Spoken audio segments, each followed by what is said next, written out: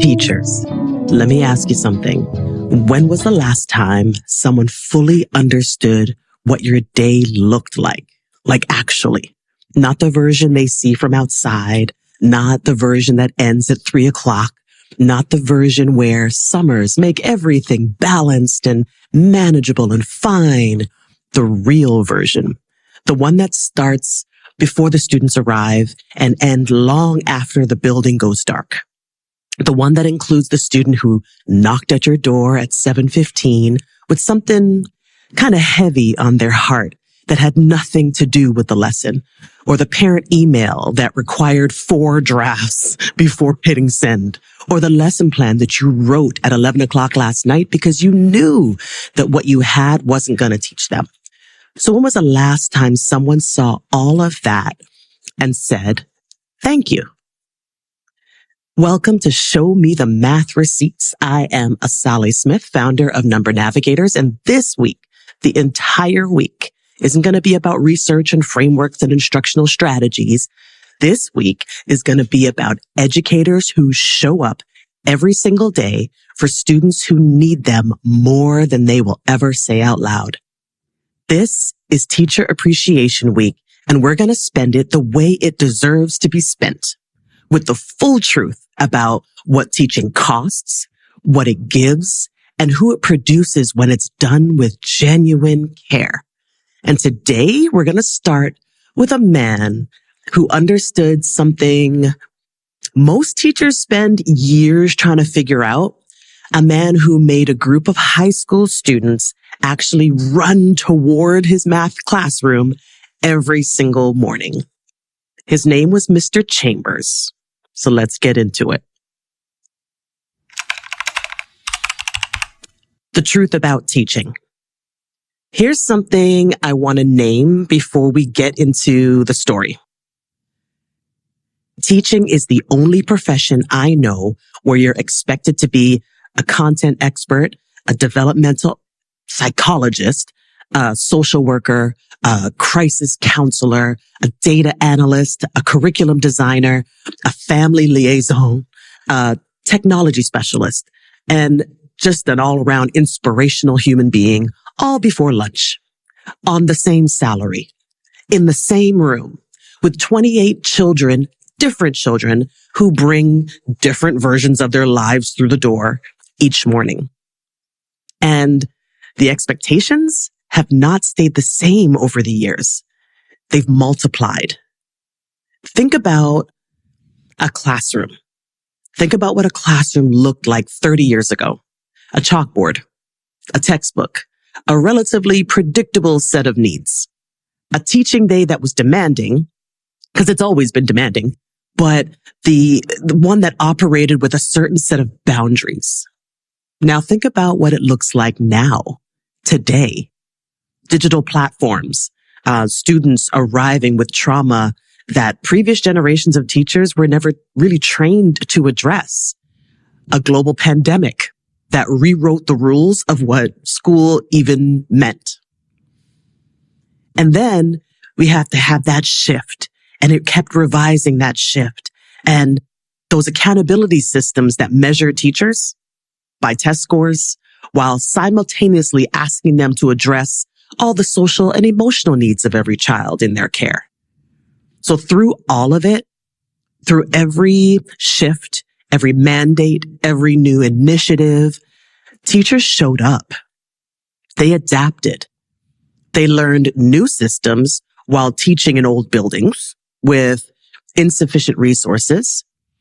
They became experts in things that they were never trained for because the children in front of them needed it. That resilience is extraordinary and it deserves to be named. But Here's one thing I want to spend some time on today. In the middle of all that weight, in the middle of every demand, every expectation, and every exhausting, complicated day, the best teachers find a way to make students want to be there. Not just willing to be there, actually wanting to be there, running through the classroom door before the bell rings. Now, Mr. Chambers, who I talked about earlier, he figured that out. And you guessed it, I was the student that was running to his classroom.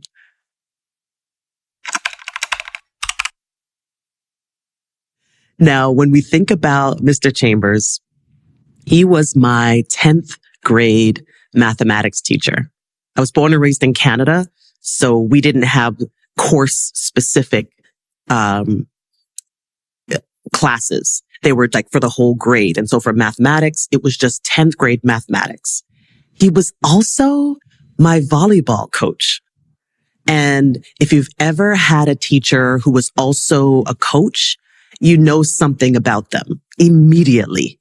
They understand motivation in a way that purely classroom teachers sometimes don't. Sometimes. They know that the relationship comes before the lesson. And that's always, every single day. Without fail, Mr. Chambers would put a Calvin and Hobbes comic strip on my bell work. Remember bell work? Now, for those who may not know Calvin and Hobbes, they were like a beloved comic strip way back in the day. And a 6-year-old boy, I think he was around 6 years old, and his stuffed tiger, who he felt was completely alive, of course, alive in his imagination. So it was just funny to us that every day we would have this comic. And surprisingly, you know, this made us laugh and think and laugh again. And we just could not wait to get into the class to read the comic strip. So here's what I need you to understand about that comic strip. We absolutely knew that we weren't going to talk about the comic strip until our work was done. Mr. Chambers was not going to skip the mathematics to discuss Calvin's latest scheme, or Hobbes' philosophical observations about nature of reality. The work came first.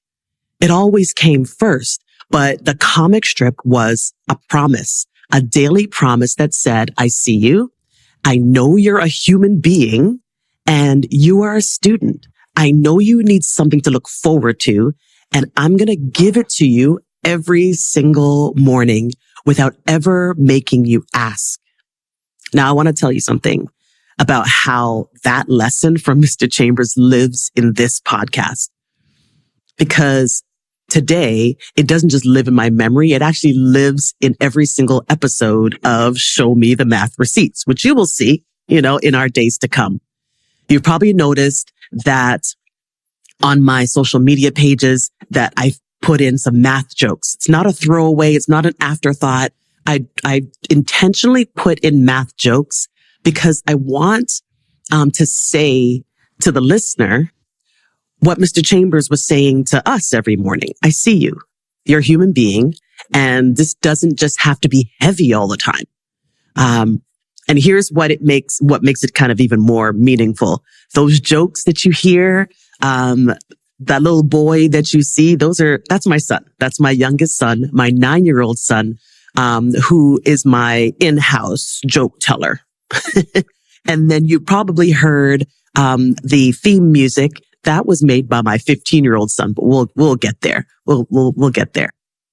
And I want you to think about it for a moment. A math teacher put Calvin and Hobbes on the board or on our paper every morning to make students love coming to math class. And 30 something years later, a lot of years later, I'm building this podcast and I'm building, what Number Navigators is about mathematics education. And I put my son and my son's humor and my son's music at the center of it for the same reason. Because joy is not a detour from mathematics. It's actually a pathway into it. So Mr. Chambers taught me, and now my son is teaching it to like a whole new audience. that one math joke at a time. That's what great teaching does. It doesn't just change the students in the room.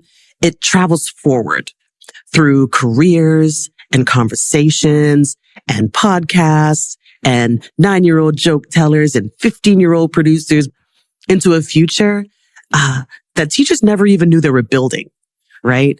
And so when we move into the math thread here is what Mr. Chambers was actually teaching us with that comic strip. Even though he never said it in these actual words, he was teaching us that mathematics lives inside human experience and that it doesn't exist in isolation from everything else that makes us who we are. That same mind that delights in a Calvin Hobbes punchline is the same mind that can wrestle with a mathematics problem. And that one doesn't have to be sacrificed for the other. You don't have to trade one for the other. So many mathematics classrooms operate as if joy and rigor are in competition, as if making the room feel good means lowering the expectations. Now, Mr. Chambers, he disagreed every single day, one comic strip at a time. And the research backs him up completely. Students who experience positive emotional states in learning environments demonstrate significantly higher retention, deeper engagement, and greater willingness to take mathematical risks. So the joy isn't a detour from the mathematics. It's actually a pathway into it. Now, Mr. Chambers knew that before the research caught up to him, and he showed up for it every single morning. Now, we are celebrating Teacher Appreciation Week all week long here on Show Me the Math Receipts.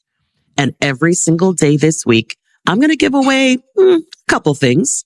I'll start with a Number Navigators t-shirt to honor the educators who showed up for the way Mr. Chambers showed up for me. So to enter today, share this episode and tell us about a teacher who made you actually want to come to class. Tag them if you can find them. Use the hashtag #ShowMeTheMathReceipts. And then tomorrow on our next episode of our Teacher Appreciation Week, I'm going to announce today's winner. Because teachers like Mr. Chambers deserve to know their work lasted. So here's what I want every teacher listening to carry with them today. You are doing the hardest job that most people will never fully understand.